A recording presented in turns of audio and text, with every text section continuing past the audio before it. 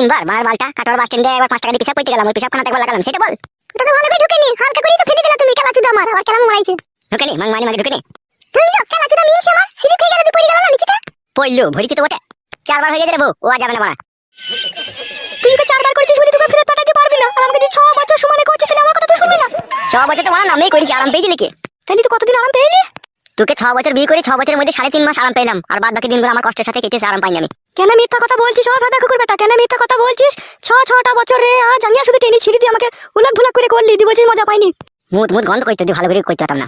কি বলছিস তুই? মুদ গন্ধ কইতো? হ্যাঁ, তা মারা যখন পরাম করে সায়ের কাপড়টা তুলে দেন তখন একটা ভাগসা গন্ধ বেরোতো মুদ দিয়ে, এনার্জিটাই করা নষ্ট হয়ে যেত। আর আমার এই ছোট বয়ে সায়ের কাপড় তুললে এখন গোলাপ ফুলের মতো সেন বেরোয়। দাদা ফাটা কুকুর বেটা টাকা, আমি আই বড় মেয়ে তুই আমাকে বিয়ে করলি, দেখুন আমারটা হয়ে গেছে পচালাই।